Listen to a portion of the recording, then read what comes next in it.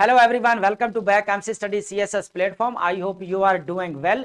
As you know very well कि हम public administration की सीरीज को डिस्कस कर रहे हैं डेली बेसिस के ऊपर। ये बहुत इंपॉर्टेंट लेक्चर्स हैं और ये लेक्चर्स बड़ी मुश्किल से जो है तैयार किए जाते हैं। इसके लिए टाइम लगता है, इतनी जल्दी इजीली तैयार नहीं होते, प्रिपेयर नहीं होते हैं और डिफरेंट सोर्सेज से इनको तैयार किया जाता है, रिकमेंडेड बुक से। अब यहाँ पर जो आउटलाइन बनाई जाती है, स्टूडेंट्स कह रहे हैं कि सर आउटलाइंस के बगैर जो है ना वो आप थोड़ा और एलेबोरेट करें। अब होता क्या है कि यहाँ पर अगर मैं चीज़ों को ना लिखूं तो आपको नोट्स बनाना मुश्किल हो जाएगा आपके लिए। क्या फिर आप कहेंगे सर यहाँ पे समझ में नहीं आई, सर यहाँ पे आपने स्किप कर दिया है, सर यहाँ पे आपने छोड़ दिया है। ये फिर एस्पिरेंट्स को इश्यू आते हैं। हमें हमारे लिए वो इजी है, ये लेक्चर इतना बनाने का जो हमारा टाइम वेस्ट होता है, हमें वैसे ही आए व्हाइट बोर्ड पे आए लेक्चर देके चले गए, सिंपल सी बात है, उससे कोई और फंडा नहीं है ना। हमारे लिए वो इजी मेथड है, हमारे लिए वो इजी मेथड है, आए चीजों का ओवरव्यू दिया, लिखा, बताया और चले गए। लेकिन यहां पे आउटलाइन बनाने का मेन, उसके साथ चीजें लिखने का मकसद यही है कि आप लोग उसके नोट्स बनाएं ताकि अगर कोई चीज स्किप हो जाती है या रह जाए, पर्पस यही है कि कोई चीज स्किप ना हो, इसलिए नोट्स बनाए। लेकर जो पूरा लेक्चर इसलिए तैयार करके लेके आते हैं, ये इजी काम नहीं है कि लेक्चर, इसके पीछे टाइम लगता है, इसके पीछे कोई 1 वीक की जो है आपकी प्रेपरेशन होती है, इतना इजी जो है वो लेक्चर नहीं आते। ठीक है, तो ये आपके लिए लेकर आते हैं। तो आपके ये नोट्स जो है जो सीएसएस और पीएमएस के सिलेबस को कवर करना है और यहाँ पे जितने भी थेरिस्ट हैं, राइटर्स हैं और जितने भी आपके कह लें कि टॉपिक्स हैं, उनको जो है डिटेल के साथ जो है डिस्कस किया जाता है। इतना इजी नहीं होता कि आप कहें कि सर जो है वो यहाँ पर छोड़ दें, सर हमें तो आप जो है ना वो तो विजुअल बनाई हुई अपने स्क्रीन के ऊपर, आप तो रीडिंग करते जा रहे हैं। अब रीडिंग का ये पर्पज है कि अगर मैं रीडिंग यहाँ पर ना करूं तो आपको समझ में नहीं, मैं या वैसे ही लेक्चर देके चलो आप नोट्स बनाते रहेंगे। अब स्क्रीन के ऊपर जब लिखा हुआ है और मैं एक्सप्लेन कर रहा हूं तो आपको चीजें इजीली जो है वो कॉम्प्रीहेंड कर पाते हैं कि सर आप समझ में आ गई कि आपने जो लिखा था हमें इजीली समझ में आ गई। तो पर्पज यही है कि जस्ट आपको जो है वो क्लियर करना है चीजों को। ये नहीं है कि ये तो हमें फायदा, मैंने पहले बताया कि ये हमारे लिए आउटलाइन ना, इतनी देर जो लेक्चर तैयार होता है इतनी देर बनाने में, इसको एडिटिंग करने में लगता है। आए सिंपल से चीजों को आप और लिया, ओके, देख के लेक्चर चले गए। लेकिन जो स्ट्रैटेजी, बेस्ट स्ट्रैटेजी अगर आप देखें एजुकेशनल, तो पावर पॉइंट के ऊपर जो स्लाइड्स, हमारा एजुकेशन सिस्टम फेल क्यों है, हमारा एजुकेशन सिस्टम फेल क्यों आते हैं, व्हाइट बोर्ड के ऊपर पढ़ा के चले जाते हैं, स्टूडेंट्स नोट्स बनाते रह जाते हैं, सर ये चीज छूट गई है, सर वो चीज छूट गई है। तो उससे होता है क्या, किसका लॉस है, ये स्टूडेंट पेरेंट्स का है ना। लेक्चर क्लास के अंदर ले रहे हैं सर, व्हाइट बोर्ड के ऊपर पढ़ा रहे हैं। जब एक डिजिटल आपके पास इरा है, आप उसको यूटिलाइज करें, आपके फायदे के लिए ना।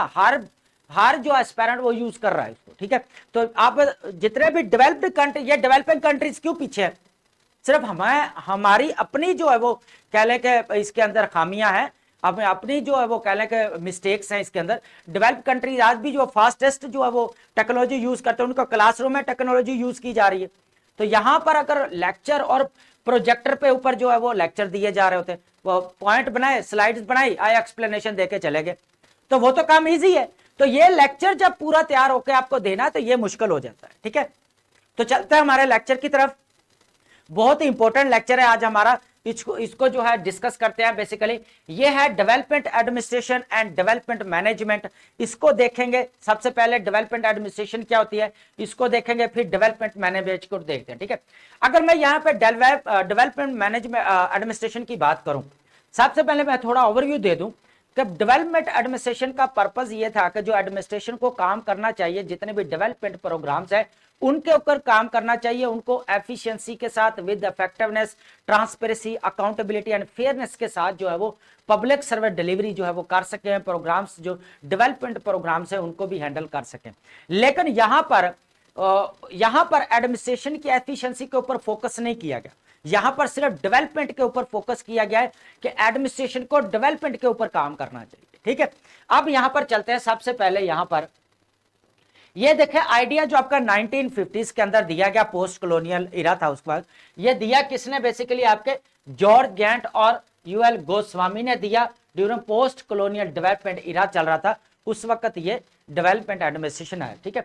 अब यहाँ पे कोर पर्पस मैंने पहले बताया, जितने भी इंस्टीट्यूशंस है आपके, जितने भी आपके एजेंसीज है, जितने भी काम कर रहे हैं पब्लिक, जितने भी, उनका पर्पस क्या था बेसिकली, यहाँ पर क्या करना, स्टिमुलेट करना, फैसिलिटेट करना, कोऑर्डिनेट करना। किसको कोऑर्डिनेट करना, इनका काम था कि क्या करना, कॉम्प्रिहेंसिव डेवलपमेंट प्रोग्राम्स, क्या करना, कॉम्प्रिहेंसिव डेवलपमेंट के ऊपर काम करना, उनको कोऑर्डिनेट करना, उनको फैसिलिटेट करना, ताकि क्या किया जा सके, सोशल एंड इकोनॉमिक चैलेंजेस को खत्म किया जा सके। तो ये चीज है डेवलपमेंट का काम। यहां पर क्या है कि यहां पर डेवलपमेंट प्रोग्राम्स के लिए वो काम करते थे, उनको फैसिलिटेट करना, ताकि जितने भी, उनको कोऑर्डिनेट करना, ताकि जितने भी सोशो इकोनॉमिक कह लें के चैलेंजेस है उनको खत्म किया जा सके। एडमिनिस्ट्रेशन डेवलपमेंट जो इस तरह रोल प्ले करती है, ठीक है, एडमिनिस्ट्रेशन जो डेवलपमेंट में इस तरह अपना रोल प्ले करती है। डिस्ट्रक्टिव इसके ऊपर अप्रोचेस जो है वो आई हैं, लेकिन अगर यहां पर बात की जाए, attractive and achievable developing context, focus on capacity building के ऊपर ज्यादा, सस्टेनेबल प्रोग्रेस के ऊपर, तीन चीजों के ऊपर बहुत ज्यादा फोकस किया। वो कहते हैं सबसे तो पहले एक बात है कि आप डेवलपिंग कॉन्टेक्स्ट के ऊपर, दूसरा focusing on capacity building, capacity building के ऊपर काम किया गया, ताकि प्रोग्राम्स, अगर कोई प्रोजेक्ट स्टार्ट किए, डेवलपमेंट प्रोजेक्ट हैं, डेवलपमेंट प्रोग्राम्स हैं, तो उनको विद एफिशिएंसी, विद इफेक्टिवनेस के साथ जो उनको फुलफिल किया जाए या पूरा किया जाए, ताकि सोशो इकोनॉमिक जो चैलेंजेस उनको खत्म किया जा सके, या सोशो इकोनॉमिक चैलेंजेस के अलावा भी कोई और प्रोग्राम्स हो सकते हैं, उनको कंप्लीट किया जा सके। अब सोशो इकोनॉमिक से तो बाहर हो नहीं सकते ना, अब वो सारा ये कल अम्ब्रेला टर्म, उसके अंदर सारी चीजें आ गई, ठीक है। आपकी पॉवर्टी लेके एजुकेशन है, विमेन एम्पावरमेंट है, जेंडर इक्वालिटी लेके, जितने भी कह लें सोसाइटी के अंदर छोटे मोटे इश्यूज हैं, चैलेंजेस हैं, ठीक है, उनको वो सारे क्या, जब ऑब्वियसली बात है, जब आपका गवर्नमेंट बैठ के प्रोजेक्ट कोई बनाती है, प्लानिंग करती है, डेवलपमेंट के लिए कोई काम करती है, कोई डेवलपमेंट प्रोग्राम बनाती है, तो उसको जो एफिशिएंटली जो कह लें कि लोगों तक पहुंचाना, वो एडमिनिस्ट्रेशन का काम है, ठीक है। तो एडमिनिस्ट्रेशन यहाँ जो रोल प्ले कर रही है, वो डेवलपमेंट के अंदर रोल प्ले कर रही है, ठीक है। यहां पर अगर नेक्स्ट हम देखते हैं, यहां पर role of public administration in development, सबसे पहले अगर इसका रोल देखा जाए तो पॉलिसी इंप्लीमेंटेशन इंजन। अगर मैं यहां पर एक बात बता दूं, देखा गवर्नमेंट का काम क्या है, पॉलिसीज बनाना, ठीक है, लेकिन अब policies, what type of policies are made by government, किस तरह के बनाई। अब यहां पर जो पॉलिसीज बनाई जाती हैं वो आपके सोशो इकोनॉमिक के रिलेटेड सारी, हेल्थ की होगी, एजुकेशन की होगी, इंफ्रास्ट्रक्चर्स के ऊपर हो गए, डेवलपमेंट की जो जितने भी कह लें के प्रोजेक्ट हैं, प्रोग्राम्स हैं, अब उनके वो तो बन गई, अब उनकी इंप्लीमेंटेशन जरूरी है। तो एडमिनिस्ट्रेशन क्या करती है, उनकी इंप्लीमेंटेशन करती है पॉलिसीज की, जितने भी डेवलपमेंट प्रोजेक्ट्स हैं, जितने भी डेवलपमेंट प्रोग्राम्स हैं, ताकि वो इजीली जो है लोगों तक जो है पहुंच सके। अब यहां पर फिर सेकंड पहुंच जाता है सर्विस डिलीवरी। अब सर्विस डिलीवरी देखे, गवर्नमेंट का काम है पॉलिसीज बनाना, उनको प्रोजेक्ट्स साइन करना, प्लानिंग डेवलपमेंट प्रोजेक्ट लेके आना, लेकिन उसको आगे इंश्योर जो विद एफिशिएंसी एंड इफेक्टिवनेस, किसका काम है, एडमिनिस्ट्रेशन का काम, ठीक है। तो यहां पर जितने भी प्रोजेक्ट्स आगे लगेंगे तो वो एडमिनिस्ट्रेशन का काम है, उनको पब्लिक सर्विस डिलीवरी जो है वो इजीली जो इजी करना, with efficiency and with effectiveness के साथ करना, किसका काम है, एडमिनिस्ट्रेशन का। तो ये डेवलपमेंट के अंदर ज्यादा इसका रोल है। उसके बाद सिटीजन एंड गवर्नमेंट इंटरफेस। अब यहां पर अगर मैं बात करूं, एक तरफ है आपकी कह लें कि ये सिटीजन है और ये आपकी गवर्नमेंट है, और ये जो सेंटर में है ये आपकी क्या है, ब्यूरोक्रेसी है। अब ये एज ए ब्रिज जो बना हुआ है सिटीजन्स और गवर्नमेंट के दरमियान में, अब ये ब्यूरोक्रेसी क्या करती है, इनको आपस में कनेक्ट करती है, क्या करती है, आपस में कनेक्ट करती है, जोड़ती है। यहां पर क्या करती है, इनको आपस में जोड़ती है, एज ए कम्युनिकेशन काम करती है। क्या करती है, एज ए कम्युनिकेशन कह सकते हैं, कोऑर्डिनेटिंग कह सकते हैं, ठीक है। तो कोऑर्डिनेटिंग काम करती है ये यहां, ठीक है। अब यहां पर जो है फिर ये कह लें कि shape the fundamental relationship between government and citizen, ठीक है, ताकि उससे होता क्या है, जो सिटीजनशिप है, जितने भी सिटीजन है, जो पब्लिक है, उनका जो ट्रस्ट जो है वो गवर्नमेंट के ऊपर बढ़े, क्या वो ट्रस्ट करें कि ये ट्रस्ट भी बढ़े और अकाउंटेबिलिटी भी इससे बढ़ती है, ठीक है, दोनों चीजें साथ साथ है। उसके बाद हम बात करें यहां पर public administration versus development management. मैंने पहले भी बताया, यहां पर डेवलपमेंट एडमिनिस्ट्रेशन का काम है कि जितना भी आपका किसके ऊपर फोकस करना, इनवेबल एनवायरनमेंट, जितना भी प्रोजेक्ट्स बन रहे हैं, जितने भी प्रोग्राम्स हैं, उनके लिए एनवायरनमेंट क्रिएट करना इजीली, ताकि पब्लिक सर्विस डिलीवरी को जो है इजी बनाया जाए। डिजाइन रेगुलेटरी सिस्टम, जितना भी फ्रेमवर्क या कवानीन बनाए जाते हैं, डेवलपमेंट प्रोजेक्ट हैं चाहे डेवलपमेंट प्रोग्राम्स हैं, उनके लिए क्या बनता है, रेगुलेशन फ्रेमवर्क बनता है, डिजाइन किया जाता है। बिल्ड इंस्टीट्यूशनल कैपेसिटी, यहाँ पर इंस्टीट्यूशंस की कैपेसिटी जो ऊपर काम किया जाता है, उनकी कैपेसिटी बिल्डिंग के ऊपर ज्यादा काम किया जाता है, ताकि जितने भी डेवलपमेंट प्रोजेक्ट हैं या प्रोग्राम्स हैं, उनको इजीली जो है वो फुलफिल किया जा सके। स्टैब्लिश गवर्नेंस स्ट्रक्चर्स, यहाँ पे गवर्नेंस का स्ट्रक्चर जो उसके ऊपर ज्यादा काम किया जाता है, ताकि पॉलिसीज अच्छी बन सके, जो डेवलपमेंट के लिए काम कर सके, प्लानिंग जो फ्यूचरिस्टिक प्लानिंग कर सकते हैं, ठीक है, प्लानिंग एंड डेवलपमेंट प्रोग्राम्स आ जाए, तो ये बहुत इंपॉर्टेंट है इसका काम। अगर मैनेजमेंट की बात करें यहां पर, अगर मैनेजमेंट की बात करें यहां पर, मैनेजमेंट का मतलब होता है कि जो आप ऑब्जेक्टिव गवर्नमेंट बनाती है या गोल्स बनाती है, उनको फुलफिल करने के लिए जो स्ट्रेटेजीज बनाई जाती है, उनको मैनेजमेंट बोला जाता है, ठीक है। अब डेवलपमेंट मैनेजमेंट का मतलब यह है कि जो प्रोजेक्ट जो कह लें कि डेवलपमेंट प्रोजेक्ट है या डेवलपमेंट प्रोग्राम्स है, उनको एफिशिएंटली जो है वो पब्लिक तक पहुंचाना, उसके लिए स्ट्रेटेजीज बनाना, उसको सबसे पहले इसका काम है एग्जीक्यूट करना। क्या करना? एग्जीक्यूट करना प्लान को, उसके बाद मॉनिटर करना कि सारी चीजों को देखना कि सही चल रही है, स्मूथली चल रही है, विद एफिशिएंसी, अकाउंटेबिलिटी, फेयरनेस है इसके अंदर, तो उसके साथ देखेंगे। फिर उसके बाद अगर मैनेज की बात की जाए, मैनेज रिसोर्सेज, जितने अब जितने भी रिसोर्सेज है, उनको जो एलोकेशन है उनकी जितने भी वो सही अच्छे तरीके से होनी चाहिए और विद कह लें कि इक्वालिटी के साथ होनी चाहिए। उसके बाद अगर हम बात करें इंश्योर मेजरेबल आउटकम्स, उसके बाद ये आउटकम्स के ऊपर भी फोकस करती है कि इसके आउटकम्स क्या आ रहे हैं।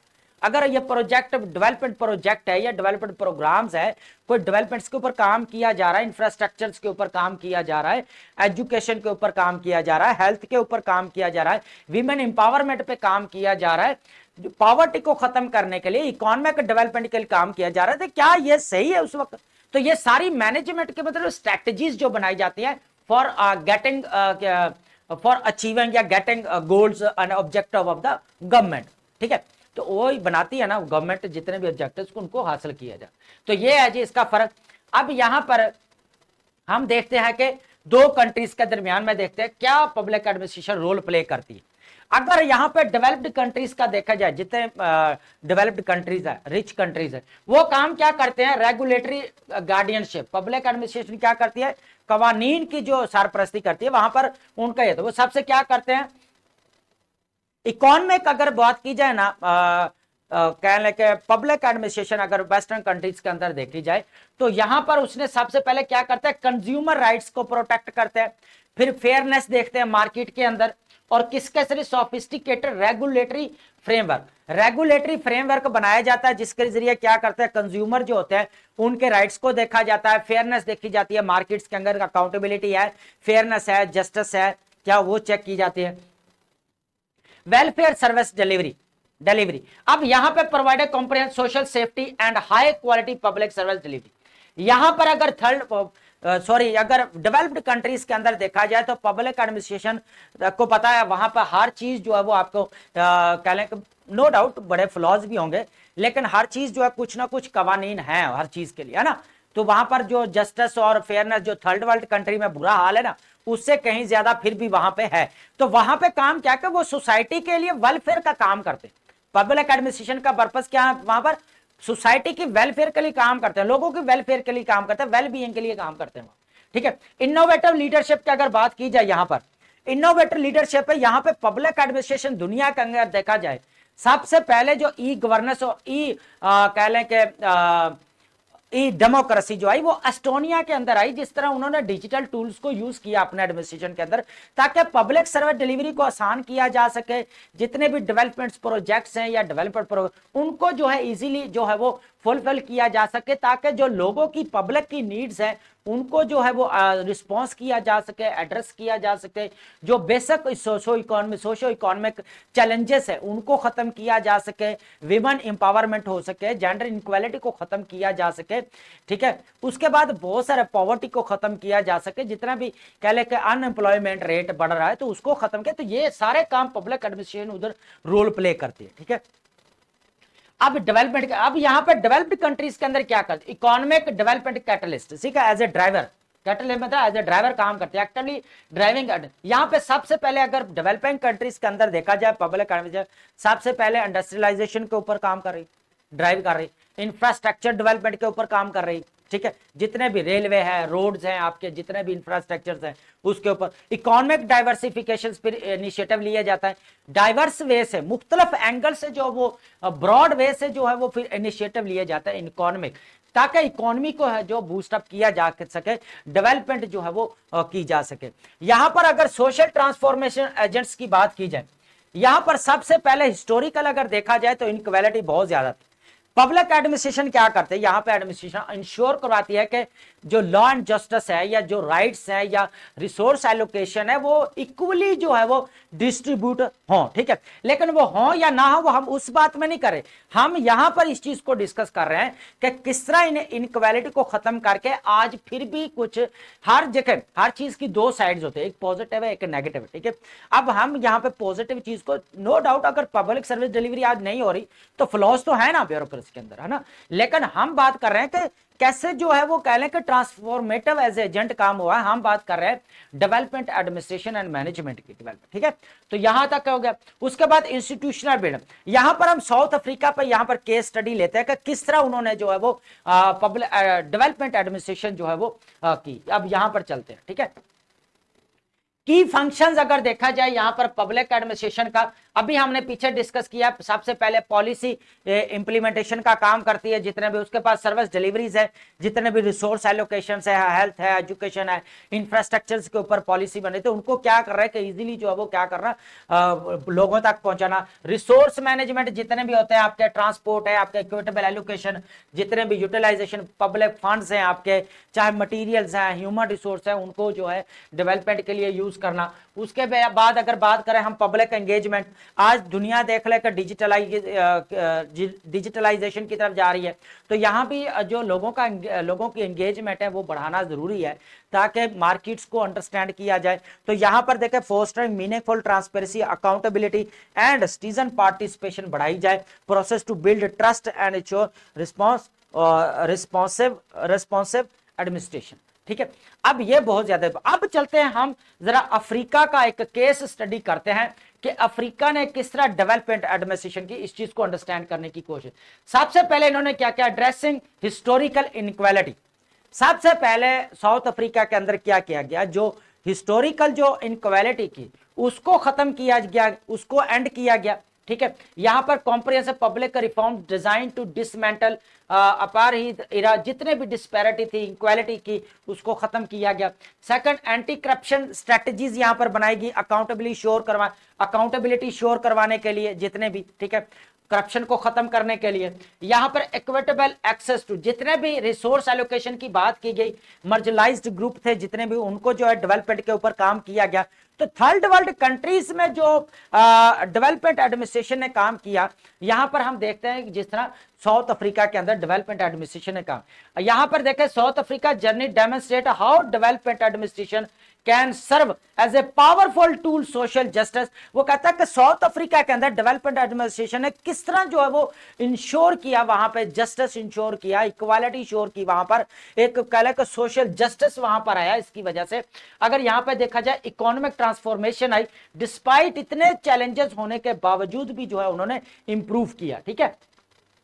अगर यहां पर बात की जाए हमारी the future of public administration and development, अब यहां पर अगर डेवलपमेंट फ्यूचर की बात की जाए, फ्यूचर की बात आपको पता है आर्टिफिशियल इंटेलिजेंस का एरा चला, फोर्थ इंडस्ट्रियल रेवोल्यूशन चल रहा है आपका, फिफ्थ, तो उसके अंदर क्या हो रहा है कि आपकी आर्टिफिशियल इंटेलिजेंस का रोल बहुत ज्यादा बढ़ता जा रहा है डे बाय डे। तो यहां पे क्या करना चाहिए, pivotal role in sustainable development. तो सबसे पहले कि क्या करना, public administration remains essential for achieving sustainable development goals.